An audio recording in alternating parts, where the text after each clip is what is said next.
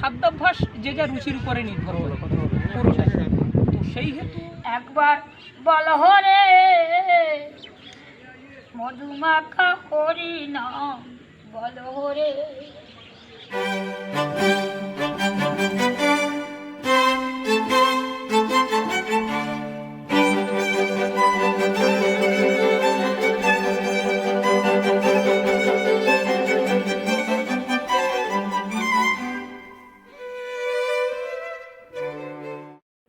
আগের পর্বে ছিলাম বাংলার উত্তর প্রান্তে পাহাড়, গুগলে নেই কালিম্পংয়ের এমন এক গ্রামে, গোর্খালিকা। এবারে একেবারে দক্ষিণ সাগরে। লক্ষ্য একটাই, মেলার ভিড়ে যে গঙ্গাসাগরকে দেখা যায় না সেই গঙ্গাসাগরকে খুঁটিয়ে খুঁটিয়ে রিলিজ করে দেখা। আমাদের তাই গন্তব্যই শেষ কথা নয়, পথ চলাটাই আসল। নিছক ট্র্যাভেল গাইড বা আর 5টা ট্র্যাভেল ব্লগের মতো নয়, এটা অন্য ভ্রমণ। জায়গা দেখার সঙ্গে আসুন আমরা পথটাও দেখি। শুনতে শুনতে চলি দুপাশের মানুষজনের সুখ দুঃখ, আশা আকাঙ্ক্ষার গল্প। যারা আগে গঙ্গাসাগর গিয়েছেন, মেলা দেখেছেন, তারা এই গঙ্গাসাগরকে পাননি। আপনার আমার প্রতিটি ভ্রমণই আলাদা, অনন্য। কারো অভিজ্ঞতা কারোর সঙ্গে কিছুটা মিলবে, কিন্তু অনেকটাই আলাদা। আলাদা সহযাত্রী বা পথ চলতি মানুষের সঙ্গে গল্প গাছায়। ব্যস্ততা থাকলে এই অন্য ভ্রমণ আপনার জন্য নয়, মনে হবে অকারণ প্যাচাল। যারা এমনটা মনে করেন না, তারা চলুন আমাদের সঙ্গে ফাঁকায় ফাঁকায় গঙ্গাসাগর ঘুরে আসি ঘরে বসে। গঙ্গাসাগরে থাকবো আজকে। কালকে আমরা ওখান থেকে বেনুবন থেকে লঞ্চ ধরে যাব আমরা মৌসুমী আইল্যান্ড।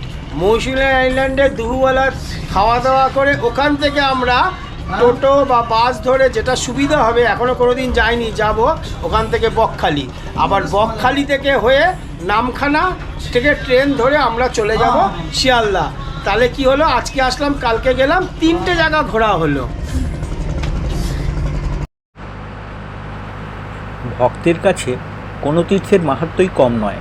তবু প্রতি বছর মকর সংক্রান্তিতে লক্ষ লক্ষ মানুষ গঙ্গাসাগরে স্নান করে যান মোক্ষ লাভের প্রার্থনা নিয়ে। সকলের মুখে একটাই কথা, আর তীর্থ বারবার, গঙ্গাসাগর একবার। এটা কেন? একটি কারণ অবশ্যই ধর্মীয় বিশ্বাস, সে কথায় পরে আসা যাবে। মোটা বুদ্ধিতে এটা বুঝি, প্রাচীনকালে গঙ্গাসাগরে যাওয়া ছিল খুবই কঠিন। সুন্দরবন পরিবেষ্টিত এই অঞ্চলে কুমির, বাঘ, মশা ইত্যাদির উপদ্রব ছিল। সেই সাথে যাত্রাপথে নানা বিপদ আপদ ছিল। তাই গঙ্গাসাগরে যাওয়াকে একটা বিরাট কৃতিত্ব হিসাবে বিবেচনা করা হতো। প্রাণ হাতে করে একবার গঙ্গাসাগরে মকর সংক্রান্তির স্নান সেরে ফিরে আসা ছিল এমন একটি কাজ যে তার থেকেই এমন একটা কথার প্রচলন হওয়াটা অস্বাভাবিক কিছু নয়। আর তীর্থ বারবার, গঙ্গাসাগর একবার। তবে এখন সময় আলাদা। শিয়ালদা থেকে ট্রেনে কাকদ্বীপ 92 কিলোমিটার, নামখানা 104 কিলোমিটার। যে কোনো স্টেশনে নেমেই ফেরি ধরে সাগরদ্বীপে গিয়ে ওঠা যায়। আমরা চলেছি নামখানা দিয়ে। স্টেশন থেকে টোটোয় খেয়াঘাট, সেখান থেকে লঞ্চে সাগরদ্বীপের বেনুবন ঘাটে। সময় লাগে 1 ঘন্টা 10 মিনিট।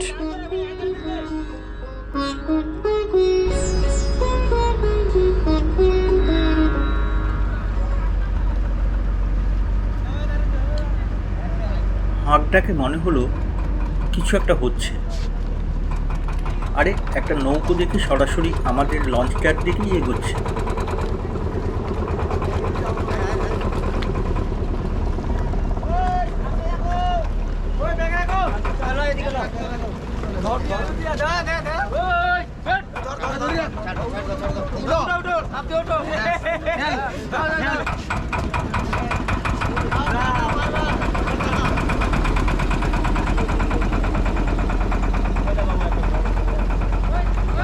বাহ, নদীবক্ষেই সম্ভব। ছেড়ে যাওয়ার ট্রেনে যদি এভাবে ওঠা যেত।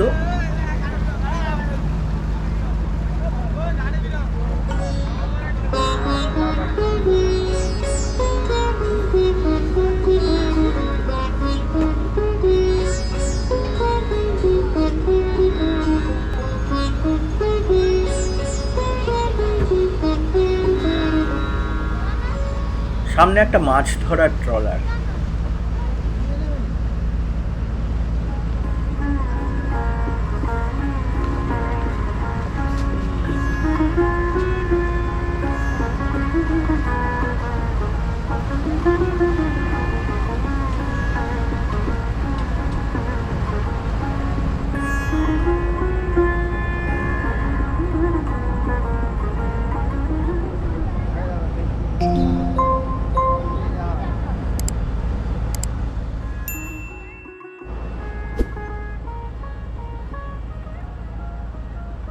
সহযাত্রী জানালেন, ডান দিকে ওগুলি বাংলাদেশের ভেসেল, দুদেশের মধ্যে মাল আনা নেওয়ার পারে।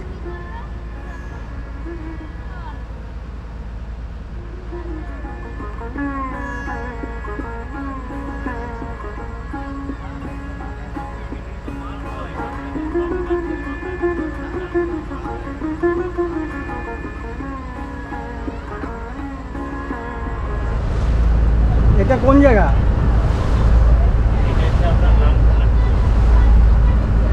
আর এই কাঁচা মাটির বাঁধ এগুলো টিকবে?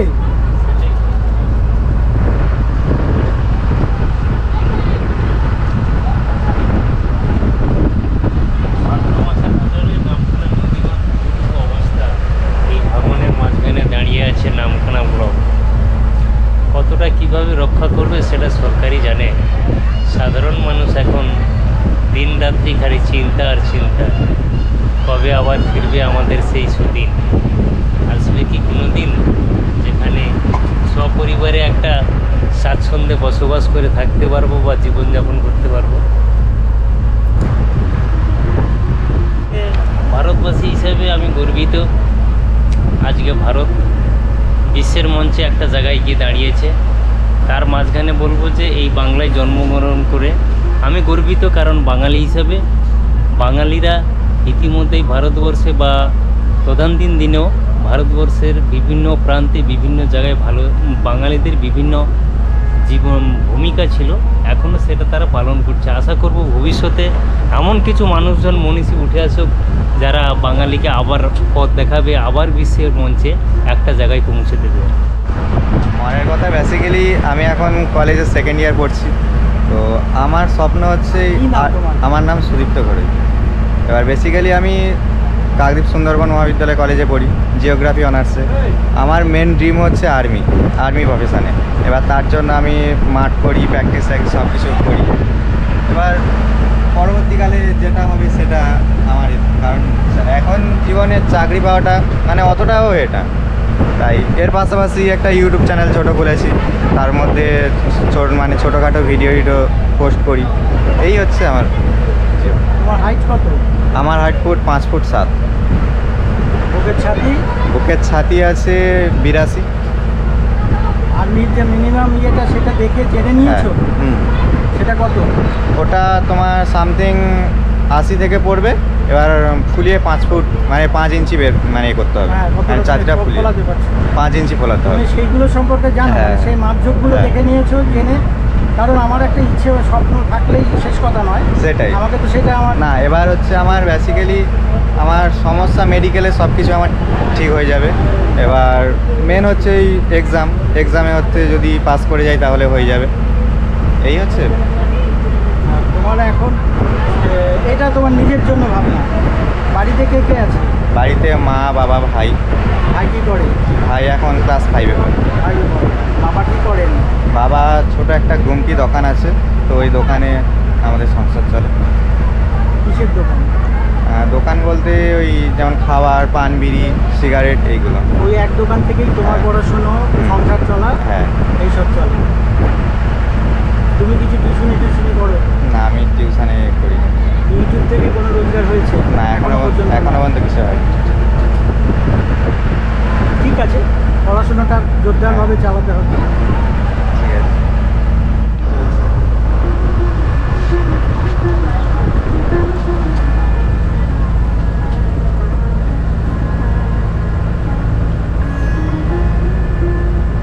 এখানে কাঁকড়ামাটির চপটা আছে,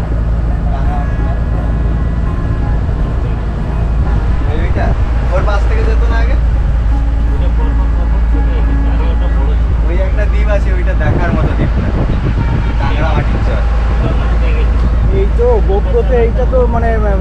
বোঝা যাচ্ছে না, হ্যাঁ এটা এত ছোট্ট দেখা যাবে। কাংড়া মাটির চর, ওই ছোট্ট জিনিসটা। ওখানে তো কেউ থাকে না, না ওখানে কেউ থাকে না। চর।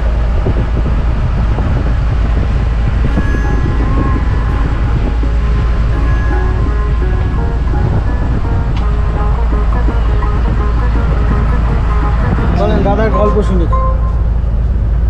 কি গল্প শুনলে আমাদের আর শুনে লাভ নেই, আমরা তো জলে বাস করি, হ্যাঁ। জলে বাস করে জীবনটা আমাদের যাচ্ছে। আর কি গল্প শুনবো? জলে বাস করেন, হ্যাঁ সেটা দুঃখের। তাহলে পাহাড়ে থাকলে কি ভালো লাগতো? হ্যাঁ। হ্যাঁ, এইটাই আমাদের আনন্দ লাগে। আনন্দ লাগে, জল ভালো লাগে। জল ছাড়া দূরে নিয়ে গেলে তো মনে হবে ভালো লাগলো না। গলা শুকিয়ে আসছে।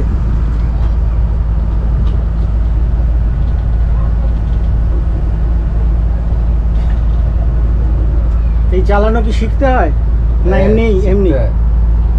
চালানো শিখতে হয়।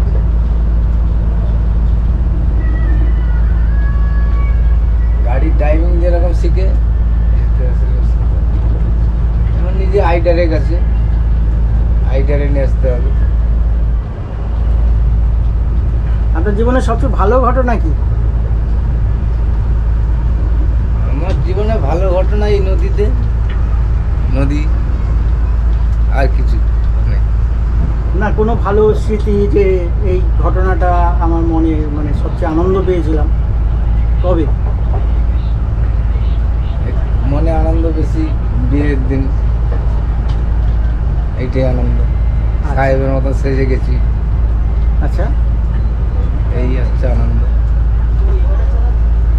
বাচ্চা কাচ্চা হয়েছে, সেটাও আনন্দ। কটা ছেলে মেয়ে? আর 5টাই মেয়ে। 5টা মেয়ে? আমারও তো মেয়ে। 5টাই মেয়ে, কাউকে অভাবে রাখি না, সবাইকে 4জনকে বিয়ে দিয়ে দিয়েছি। আর একটাই ছোটটা আছে, পড়াশোনা করছে। এই আমার আনন্দ সবাইকে নিয়ে। মেয়েরা সব কাছাকাছির মধ্যেই বিয়ে হয়েছে, হ্যাঁ হ্যাঁ, সামনাসামনি। মানে যোগাযোগ যাতায়াত আছে। আর কি খারাপ লাগে, কি কি কি বদল হলে ভালো হয়? আমাদের সাধারণ জীবনে কি পরিবর্তন হলে ভালো হয়? কি পরিবর্তন চান রাজনীতির বাইরে? এমনি আমাদের জীবনে, এমনি দিন রোজানা রোজ খাওয়ার জীবনে আমরা চাই যে এক মুঠো হোক, খেয়ে শান্তিতে থাকি, গন্ডগোল যাতে না হয়, সেইটা আমরা চাই। আচ্ছা, থ্যাংক ইউ।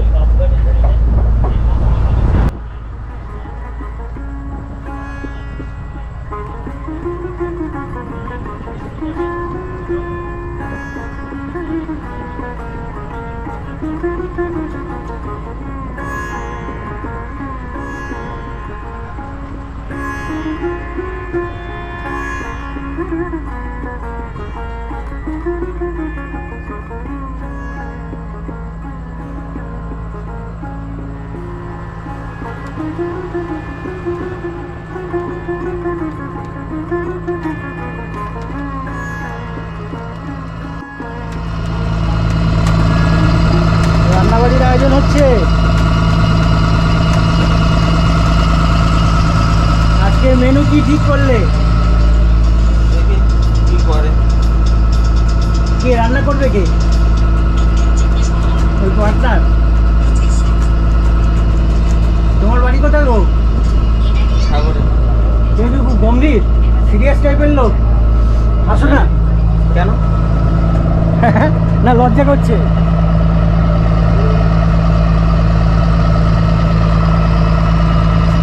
তোমার নাম বলো। অসীম দাস। অসীম দাস। এই নৌকোয় কতদিন কাজ করছো? 5 বছর। 5 বছর। বিয়েটা করেছো?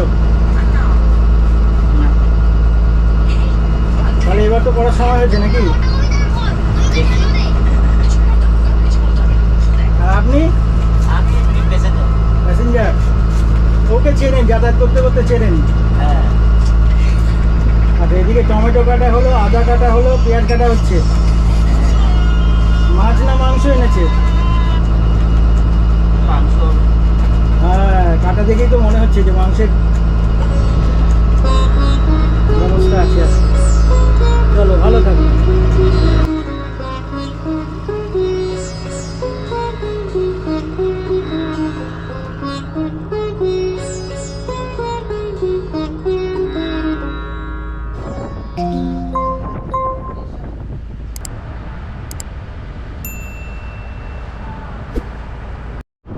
গঙ্গাসাগর কি বেড়াতে?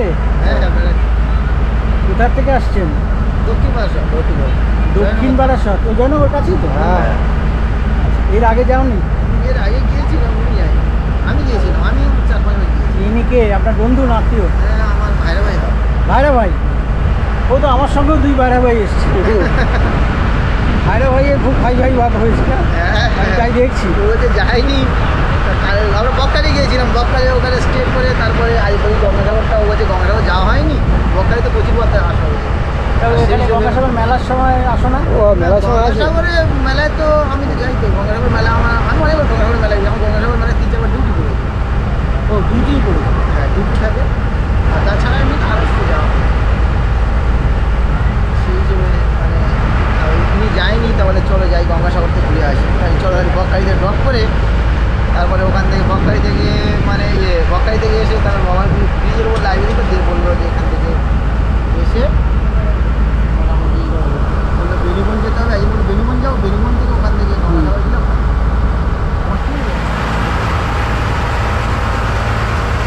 আমরা সবাই ঘুরছি, খুব আনন্দ করছি, আমরা খুব ঘুরছি। চলেছি ভাগীরথীর বুক চিরে কপিলমুনির আশ্রমের দিকে। পুরাণ বলে কপিলমুনি সেই সময় সাগরদ্বীপে আশ্রম গড়েছিলেন যখন গঙ্গা ছিল না পাশে। মহাদেবের জটা থেকে তাকে এনেছিলেন ভগীরথ, এমনটাই উল্লেখ রয়েছে বিভিন্ন পুরাণে। রামায়ণের বালকাণ্ডে 63তম স্বর্গের 3 থেকে 17তম অধ্যায়ে এই ঘটনার বর্ণনা আছে। মহাভারতের সভা পর্বে 15তম অধ্যায়ে এর উল্লেখ রয়েছে। ভাগবত পুরাণে 10ম স্কন্দের 38তম অধ্যায়ে এবং ব্রহ্মবৈবর্ত পুরাণে 3য় স্কন্দের 22তম অধ্যায়ে এই ঘটনা বর্ণিত হয়েছে। দেখতে দেখতে পৌঁছে গেছি সাগরদ্বীপে।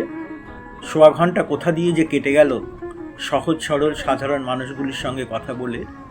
কোনো কেজো কথা নয়, তবু ভালো লাগার কথা কত অনায়াসে বলতে পারে কেউ। আমাদের সারেং যেমনটি বললেন, বিয়ের দিনটি তার সবচেয়ে আনন্দের স্মৃতি। সাহেব সেজে গেছিলেন বিয়ে করতে, সন্তানের মুখ দেখা, তাদের নিয়ে বাঁচার আনন্দ, আরেকটি বড় সুখ তার এই জলের জীবন। সুন্দরবন এলাকার ওই তরুণের স্বপ্ন আর্মিতে যোগ দেওয়া। কামনা করি দেশ রক্ষার কাজে যোগ দেওয়ার স্বপ্ন সার্থক হোক তার।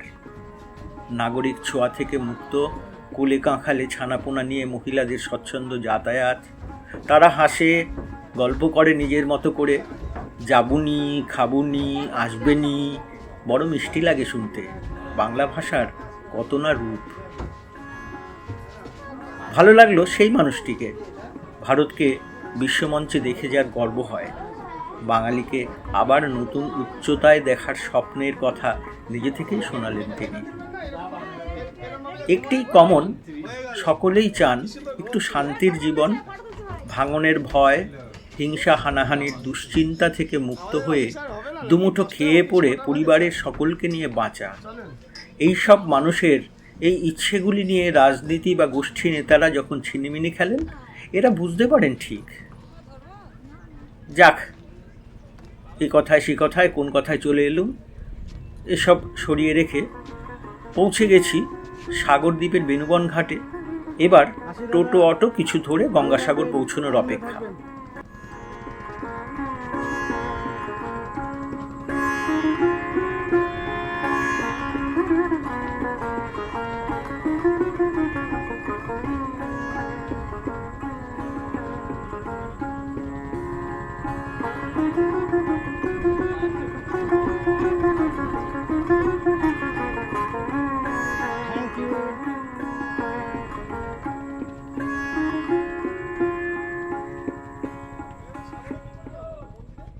সাবস্ক্রাইব করে সঙ্গে থাকুন। চলুন আমাদের সঙ্গে অন্য ভ্রমণের পরের পর্বে।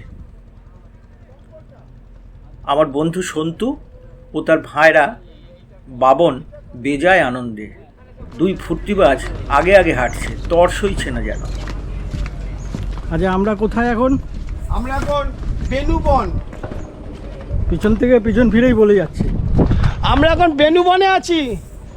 কান্তিদার দৌলতে আমরা এসছি। আগেও এসেছি অন্যান্য জায়গায়, আরও যাব আগামীকাল, আরেক জায়গায় যাব, সেটাও দেখাবো। এই কান্তিদা না থাকলে আমরা এইসব জায়গা আমরা আসতেই পারতাম না। কান্তিদা থাকা মানেই ঘোরা। বাপের চপ কান্তিদা হয়েছে। কাহিনীটা কম বেশি সকলের জানা।